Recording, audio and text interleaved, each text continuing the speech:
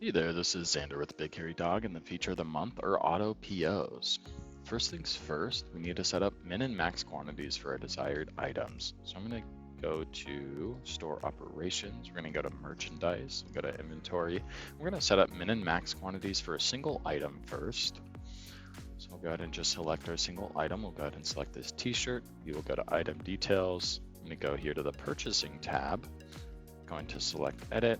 And here we're going to set our minimum quantity and our maximum quantity for this item. So I'm going to go ahead and just give it a minimum quantity of 25 and a maximum of 100 for demonstration purposes. We're going to go ahead and save. And we have set up a min and max quantity for a single item. I'm going to back up here again. We're going to go to item lookup. I'm going to then go to style lookup. I'm going to go ahead and grab a whole style, and I'll show you what it looks like when we're setting up a min and max for an entire style. So we'll go to style details. I'm going to go ahead and hit this drop down, and we're going to select store minimum quantity.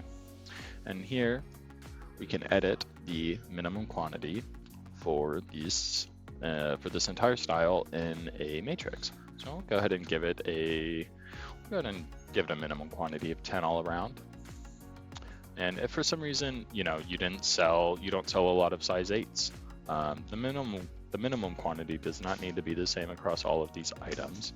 We can just, set 5 for the size 8s, right? Go ahead and fill this in accordingly.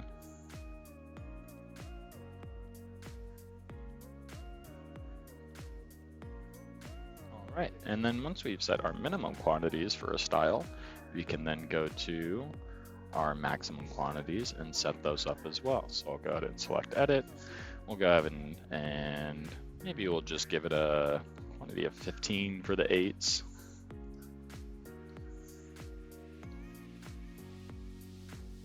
And for the rest, we can go ahead and just fill in as 25. Keep it simple.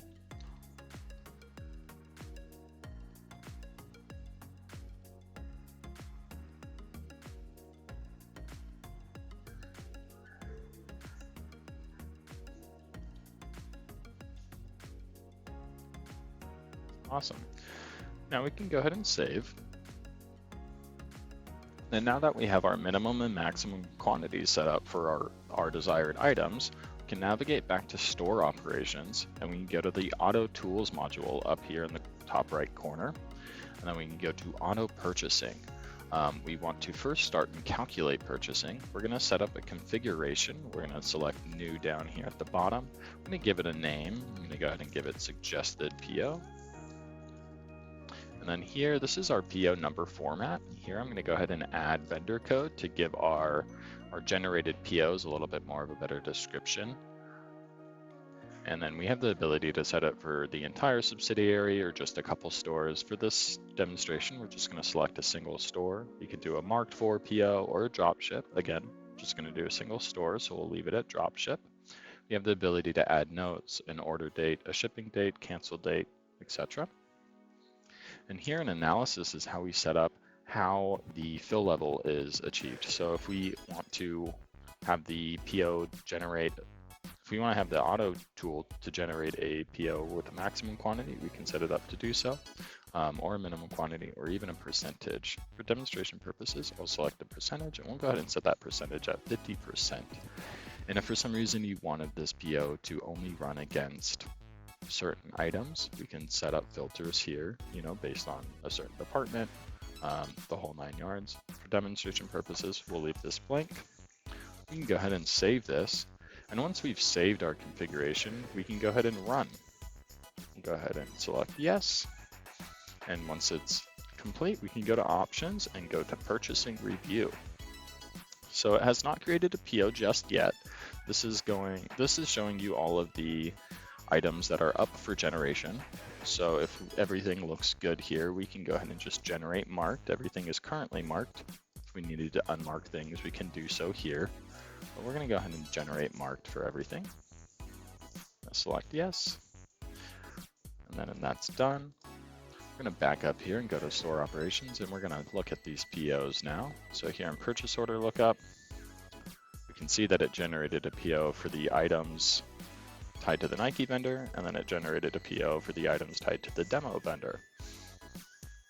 So the system generated both of these POs. We're going to go ahead and just print one out, send it off to a vendor, and that is how auto POs work. And fast forward, we have received the items, and we can then reference that PO on a voucher. Here we can find our PO, select that guy, select PO items, all due.